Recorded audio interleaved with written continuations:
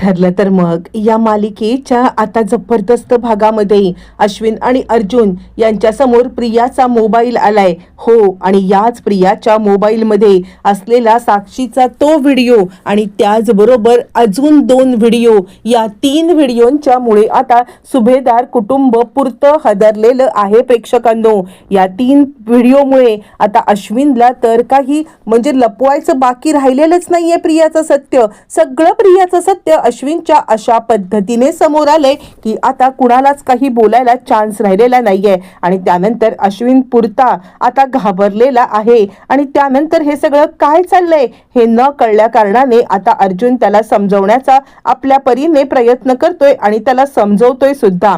पण अनेक गोष्टी कॉम्प्लिकेटेड झाल्यात आणि त्या प्रियाच्या त्या एका व्हिडिओमुळे प्रिया नागराज कसे गोत्यात आलेत पाहूया. इकडे आता त्यांची ट्रिक ठरलेली आहे की साक्षीचा आता तो व्हिडिओ बनवायचा आणि तसा त्यांनी साक्षीचा व्हिडिओ पण बनवलाय. म्हणजे आता साक्षीला पूर्णपणे एका ठिकाणी फोन करून बोलवून घेतलंय आणि त्या ठिकाणी फोन करून बोलवून घेतल्यावर ती बाजूने आग लावली. हा पाया प्रियाचा असतो आणि तो व्हिडिओ तिच्यापर्यंत पोहोचलेला आहे. प्रिया आता सांगत आहे, हा बघा हा साक्षीचा व्हिडिओ आहे आणि हा व्हिडिओ तुम्ही नेऊन द्यायचा आहे तो म्हणजे नागोबापर्यंत.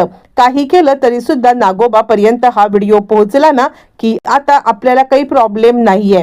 म्हणजे नागोबाने हा व्हिडिओ पाहिला की तो आपल्या विरुद्ध काहीच बोलणार नाहीये आणि मुळातच त्याच्यावरती हा दबाव कायमच राहील. आणि काय माहितीये का, साक्षी त्याला भेटायला कधीच जाऊ शकत नाहीये. असं म्हटल्यावरती तो सांगतो ठीक आहे मी हे सगळं करतोय. आणि प्रिया सांगते एक गोष्ट लक्षात ठेवा, या मोबाईलच्या व्हिडिओचा एक बॅकअप तुमच्याकडे आणि एक बॅकअप माझ्याकडे असला पाहिजे तरच आपण आता सेफ असू. नाहीतर आता मला तुमच्यावरती पण विश्वास नाहीये आणि मला त्या महिपत वरती पण विश्वास नाहीये. असं म्हटल्यावरती नागोबा तिला सांगतोय तू गप्प बस, मला पण तुझ्यावरती काडी मात्र विश्वास नाहीये.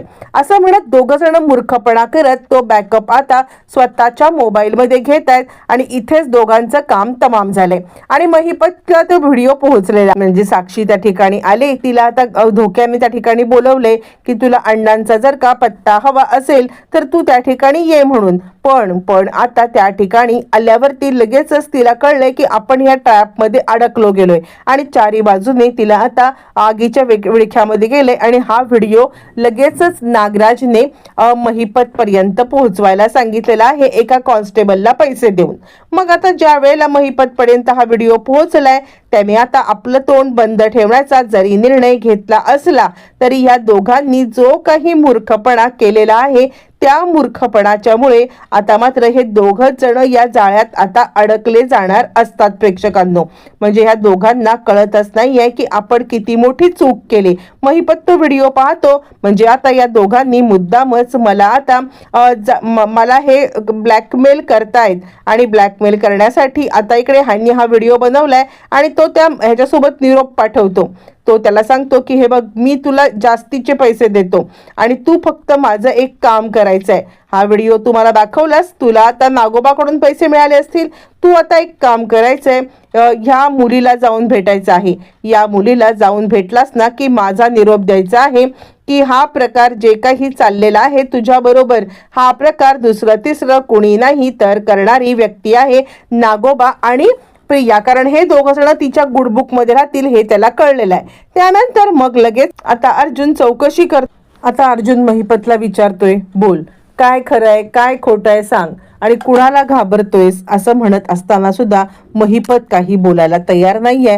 कारण त्यांनी आपल्या मुलीचा तो व्हिडिओ पाहिलाय. पण हे सगळं करत असताना अर्जुनने नोटीस केलंय महिपत प्रत्येक वेळेला काहीतरी सांगायच्या वेळेला आता अर्जुनला या सगळ्या गोष्टींवरती शंका यायला लागलेली आहे. अर्जुन रविराजांची भेट घेतो आणि सिनियर काहीतरी खूप मोठं कारस्थान आहे ज्याच्यामुळे आता इकडे नागराज काकांना महिपत घाबरतोय. आज सुद्धा मी काहीतरी पाहिलं म्हणजे तो हवालदार कुजबुजत होता. आता अर्जुनने हे पाहिलेलं नाहीये की खरं तर त्या हवालदाराने काही व्हिडिओ दाखवलाय. अर्जुनने इतकंच पाहिलेलं आहे की तो हवालदार काहीतरी कानामध्ये कुजबुजतोय आणि हे ज्या वेळेला अर्जुनने पाहिलंय आणि त्याच वेळेला अर्जुनने रविराजांच्या कानापर्यंत ही सगळी बातमी पोहोचवलेली आहे. आणि त्यानंतर रविराज म्हणतात हे बघ हे सगळं जे काही आहे ना हे आपल्याला नागराजच्या इथून समजू शकेल. यावरती अर्जुन म्हणतो आणि अजून एक गोष्ट, हे सगळं आपल्याला समजू शकतं ते म्हणजे तन्वीकडून. यावरती रविराज म्हणतात तन्वी, यावरती अर्जुन म्हणतो हो सिनियर, काहीतरी आहे यावरती. मग आता रविराज म्हणतात तू एक काम कर, या सगळ्यामध्ये आपण अश्विनची मदत घेऊ शकतो का?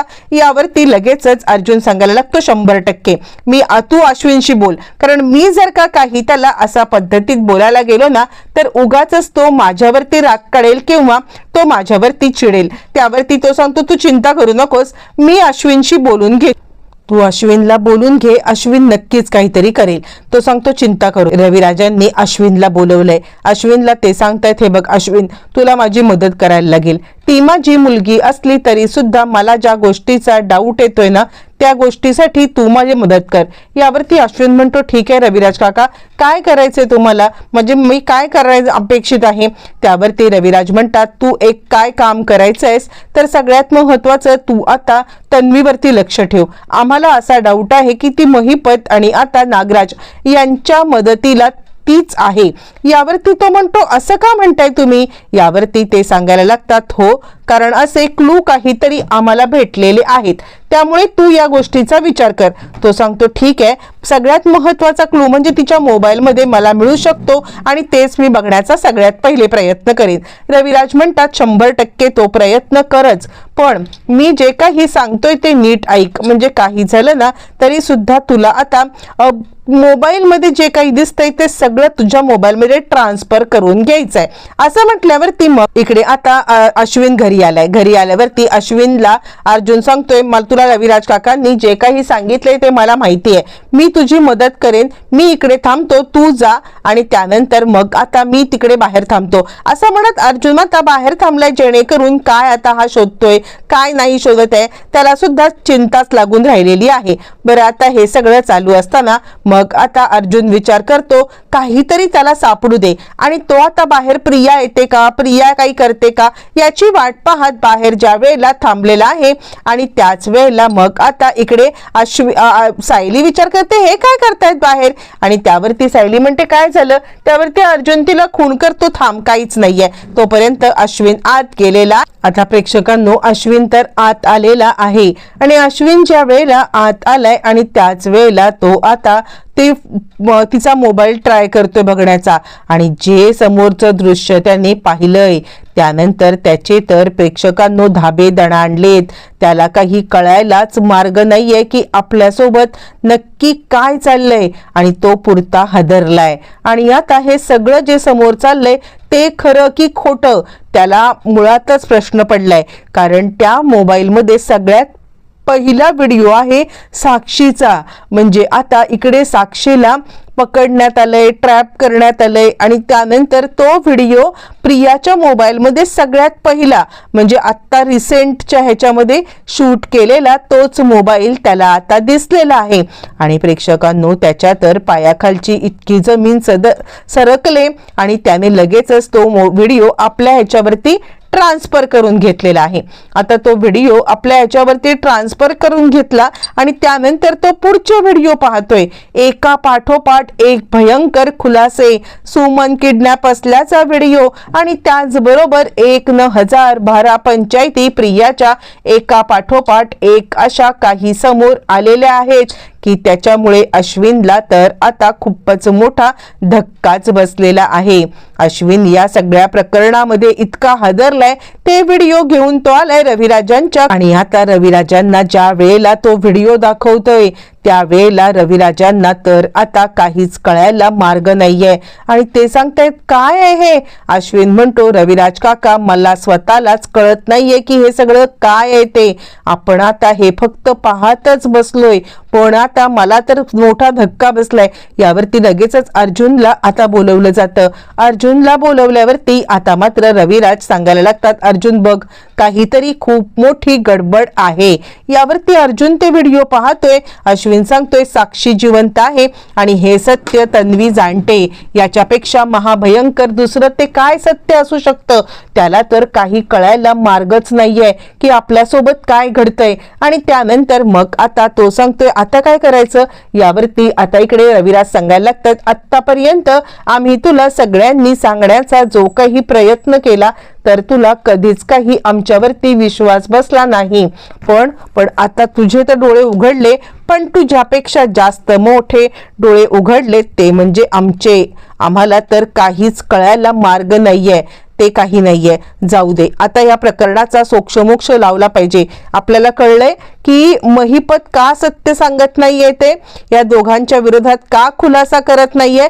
तर आता साक्षी त्याच्या ताब्यात आहे ना, म्हणजे साक्षी जिवंत आहे हे सत्य आपल्यापर्यंत पोहोचू नये या कारणासाठी तो घाबरलाय आणि तो अर्जुनला सांगतोय की ठीक आहे, आता आपण तू महिपतची भेट घे, मी इकडे तन्वीचं काय करायचं ते सगळं मी बघतो. रविराजांनी प्रेक्षकांनो इतकं मोठे चीड आलेली आहे त्यांना, आणि त्यांनी त्यानंतर प्रियाची भेट. इकडे तर आता अर्जुन महिपतकडे आलेला आहे आणि महिपत शेठ, तुमचं सगळं सत्य मला कळलंय.